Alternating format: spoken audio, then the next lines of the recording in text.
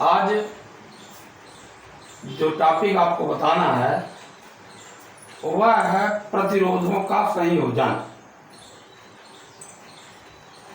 प्रतिरोधों के संयोजन की आवश्यकता क्यों है? परिपथ में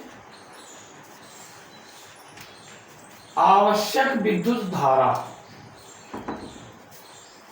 प्राप्त करनी हो, उसके लिए प्रतिरोधों का संयोजन करना आवश्यक हो जाता है। परिपथ में कभी अधिक विद्युत धारा की आवश्यकता होती है, कभी कम विद्युत धारा की आवश्यकता होती है। विद्युत धारा को नियंत्रित रखने के लिए ही चालक तार के प्रतिरोध का संयोजन करना होता है। प्रतिरोधों का संयोजन दो प्रकार से करते हैं, श्रेणी क्रम संयोजन और दूसरा समांतर क्रम संयोजन। और इन दोनों को मिला देते हैं तो मिश्रित क्रम संयोजन होता है। प्रतिरोधों का संयोजन यह तीन प्रकार का है, पर मुख्य रूप से हमें जो पढ़ना है वो दो ही है, श्रेणी क्रम संयोजन और समांतर क्रम संयोजन। और दोनों को मिला देते मिश्रित क्रम होता है। तो अब इसके अंतर्गत मुख्य जो टॉपिक है प्रतिरोधों का श्रेणी क्रम संयोजन, इस टॉपिक को आपको अध्ययन करना है। यह बहुत ही महत्वपूर्ण टॉपिक है। यह परीक्षा में कई बार आ चुका है और आता ही रहता है। कभी श्रेणी क्रम संयोजन आता है तो कभी समांतर क्रम संयोजन आता है। प्रतिरोध आता अवश्य है। इसलिए आप सभी से आग्रह है, इस टॉपिक को बड़े अच्छे से पढ़िए और तैयार कर लीजिए। और इसके लिए सबसे महत्वपूर्ण यही है कि जो चैनल मेरा है उस चैनल को सब्सक्राइब कर लीजिए, तो समय समय पर हर वीडियो जो अपलोड किए जा रहे हैं, अपलोड कर रहे हैं, वह आप तक पहुंचता रहे। तो पहला काम तो आप यही, अगर नहीं किए हैं सब्सक्राइब कर लीजिए, जिससे आपको ही सरलता रहे और आप तक ये वीडियो जो है पहुंचते जाएं, सरल रहेगा। यानी जैसे हम जो कोई टॉपिक बताएंगे वो आप तक पहुंचेगा सीधे। तो सब्सक्राइब आप करिए अगर नहीं किए, इसका विशेष ध्यान दीजिए। तो हम चलते हैं टॉपिक पर। तो श्रेणी क्रम संयोजन है क्या? प्रतिरोधों का श्रेणी क्रम संयोजन बिल्कुल सरल उत्तर है। जब प्रतिरोधों को इस प्रकार संयोजित करते हैं कि पहले प्रतिरोध की दूसरी भुजा को दूसरे प्रतिरोध की पहली भुजा से, दूसरे प्रतिरोध की दूसरी भुजा को तीसरे प्रतिरोध की पहली भुजा से जोड़ दिया जाता है। इसी प्रकार कई प्रतिरोधों को जोड़ा जाता है। अंत में पहले प्रतिरोध की पहली भुजा और अंतिम प्रतिरोध की दूसरी भुजा के बीच सेल या बैटरी लगा दी जाती है। इस प्रकार का संयोजन प्रतिरोधों का श्रेणी क्रम संयोजन होता है। परिभाषा हम पुनः बता रहे हैं, आप लोग समझेंगे। चित्र में दर्शा दीजिए। ये एक प्रतिरोध है, प्रतिरोध ये होता है, ठीक है ना। तो ये एक भुजा हो गई, ये दूसरी भुजा हो गई। जब प्रतिरोधों का संयोजन इस तरह से करते हैं कि पहले प्रतिरोध की दूसरी भुजा को दूसरे प्रतिरोध की पहली भुजा से, दूसरे प्रतिरोध की दूसरी भुजा को तीसरे प्रतिरोध की पहली भुजा से जोड़ दिया गया। इसी प्रकार अन्य प्रतिरोधों को भी जोड़ देते हैं। अंत में पहले प्रतिरोध की पहली भुजा और अंतिम प्रतिरोध की दूसरी भुजा के बीच सेल को जोड़ दिया जाता है। इसे प्रतिरोधों का श्रेणीक्रम संयोजन कहते हैं। अब परिभाषा के बाद इसकी गणितीय रूप देखिए। माना 3 प्रतिरोध R1, R2, R3 श्रेणी क्रम में जुड़े हैं। श्रेणी क्रम में जुड़े हैं।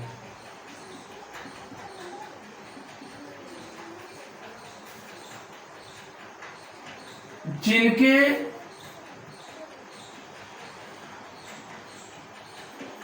सिरों के मध्य विभवांतर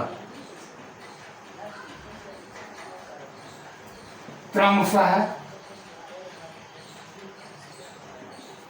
V1, V2, V3 है तथा विद्युत धारा I है। तब परिपथ का कुल विभवांतर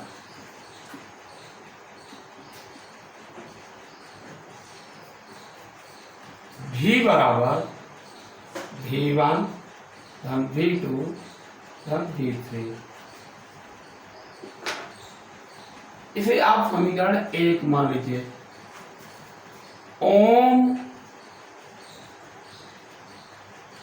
नियम से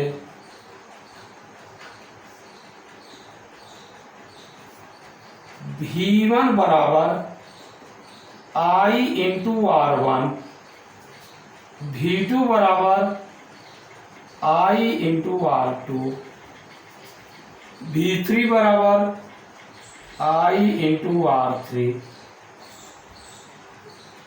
समीकरण 1 में मान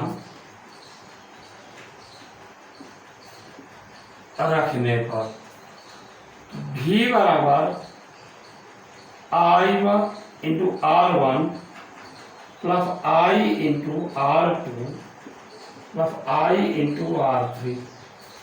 V बराबर हो जाएगा I R1 plus R2 plus R3। समीकरण ये 2 हो गया। यदि परिपथ का तुल्य प्रतिरोध कैपिटल R, तुल्य प्रतिरोध मतलब परिणाम लिखो, तब ही बराबर IR। समीकरण 3। समीकरण 2 व 3 से